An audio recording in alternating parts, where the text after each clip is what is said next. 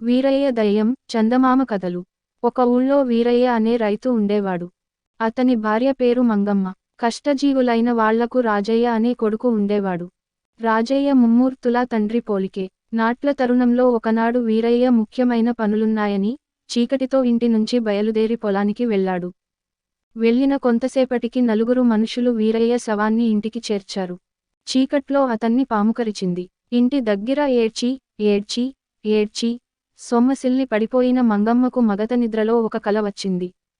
తన భర్త దయ్యమై వికృతంగా నవ్వుతూ గుడ్లగూబలా అరుస్తూ శ్మశానం దగ్గర ఉన్న మర్రిచెట్టు మీదికి ఎగిరిపోయినట్టు ఆమె కలగని కెవ్వున అరిచి లేచి కూర్చున్నది.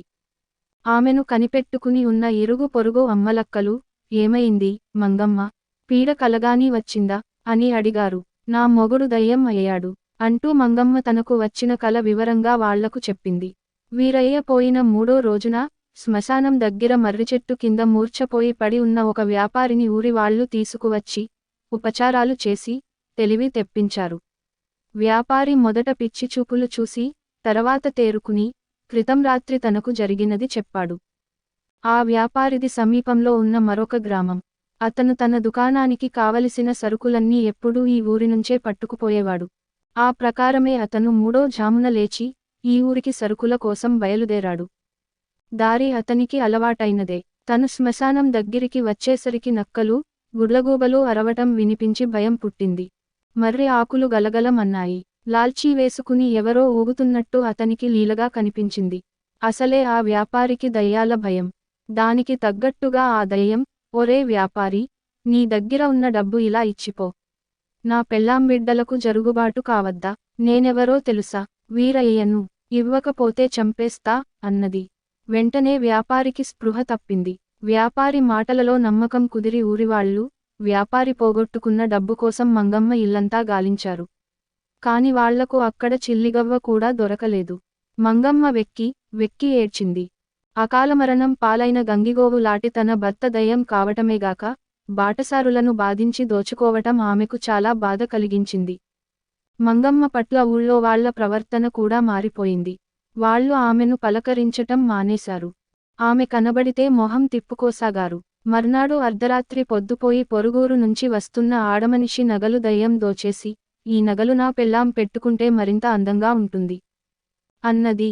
మర్నాడు ఊరి వాళ్లంతా ఏకమై వచ్చి మంగమ్మ ఇంటిని సోదా చేసి, ఏమీ దొరక్కపోయినా నీ మొగుడు ఈ ఊరికి పెద్ద పీడ అయి కూర్చున్నాడు.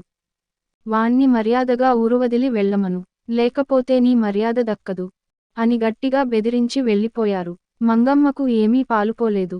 తనకు, చచ్చిపోయిన తన భర్తకు ఇంకా సంబంధం ఉన్నదనే ఊరివాళ్లు అనుకుంటున్నారు. వరసగా మరి ముగ్గురికి దయ్యం కనిపించింది.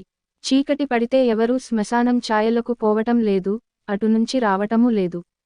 ఊళ్ళో వాళ్లు మాత్రం తమలో తాము సుదీర్ఘంగా చర్చించుకుని మంగమ్మతో, నువ్వు, నీ కొడుకు ఈ ఊరు విడిచిపోతే గాని మాకు వీరయ్య దయ్యం బెడద వదలదు.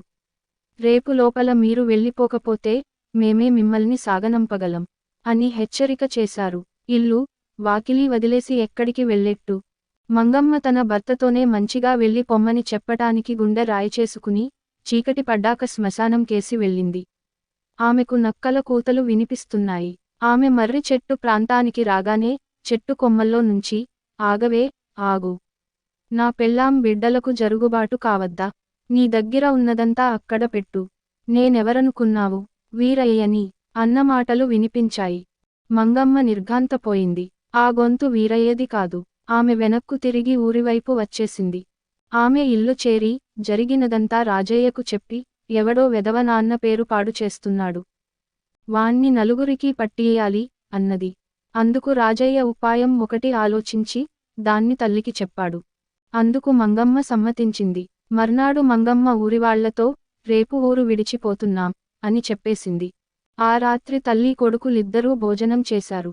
జుట్టుకు తెల్లరంగు పూసుకుంటే రాజయ్య అచ్చగా వీరయ్య లాగే ఉన్నాడు. ఇద్దరూ శ్మశానం చేరారు. రాజయ్య తెల్లదోవతి, తెల్లలాల్చీ తొడుక్కుని మర్రిచెట్టు తొరల్లో దాక్కున్నాడు. మంగమ్మ సమీపంలోనే ఒక పొద వెనక నక్కింది. కొంచెం సేపటికి ఊరివైపు నుంచి ఒక మనిషి తెల్లపంచే, తెల్లలాల్చీ ధరించి వచ్చి మర్రిచెట్టు ఎక్కి కొమ్మల మధ్య కూర్చున్నాడు. తర్వాత వాడు గుడ్లగూబలు కూసినట్టు కూశాడు. రాజయ్య ఎప్పుడు బయటికి వస్తాడా అని మంగమ్మ తొరక్రేసే చూస్తున్నది. ఇంతలో అతను రానే వచ్చాడు. వచ్చి, చెట్టు మీద ఉన్న మనిషితో, దొంగ వెధవా, నా పేరు పాడు చేస్తావా, చూడు, నిన్నేం చేస్తానో, నేనెవరనుకున్నావు, వీరయ్యని, అన్నాడు. ఆ మాటలకు చెట్టు మీది మనిషి కిందపడ్డాడు. వాడు భయంతో వణికిపోతూ, తప్పైపోయింది, క్షమించు, వీరయ్య, అని బతిమాలుకున్నాడు. నిన్నేమీ చేయను, ఇన్నాళ్ళు దోచిన డబ్బు ఎక్కడ దాచావో చూపించు, అని వీరయ్య అనేసరికి ఆ మనిషి గజగజలాడుతూ చెట్టు మొదట్లో తవ్వసాగాడు.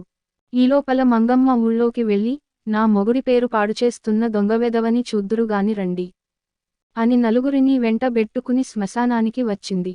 నకిలీ దయ్యం మనిషి, దీపాలతో వచ్చే మనుషులను చూసి బిత్తరపోయాడు. వాడు తాను దాచిన దొంగ సొమ్మంతా అప్పటికే ఒక్కొక్కటిగా పైకి తీశాడు. దొంగ వెధవా, ఇదా నువ్వు చేసే పని, అంటూ ఊరివాళ్లు వాడి మీద పడి చితకతన్నారు. అప్పుడు చెట్టు తొరల్లోనుంచి రాజయ్య తొంగి చూసి, ఏమిటీ గొడవ, ఏం జరిగింది, నాకు కాస్త కునుకు పట్టిందిలే, అన్నాడు. మంగమ్మ నిర్ఘాంతపోయింది. ఈ నాటకం ఆడినది రాజయ్య కాకపోతే మరెవరు? ఆమె తనకు తెలిసినదంతా చెప్పిన మీదట, వీరయ్య దయ్యమే నకిలీ దయ్యాన్ని పట్టి ఇచ్చినట్టు ఊళ్ళో వాళ్లకు అర్థమైంది. పోయిన సొత్తంతా తిరిగి దొరికింది కూడాను. ఊళ్ళో వాళ్ళు మంగమ్మకు క్షమాపణ చెప్పుకుని, ఊళ్ళోనే ఉండమని బతిమాలారు. దయ్యంలాగా నటించినవాడు మాత్రం ఎవరూ చెప్పకుండానే, తెల్లవారే లోపల ఊరు విడిచి వెళ్ళిపోయాడు. అటుతరవాత వీరయ్య దయ్యాన్ని చూసినవాళ్లు లేరు.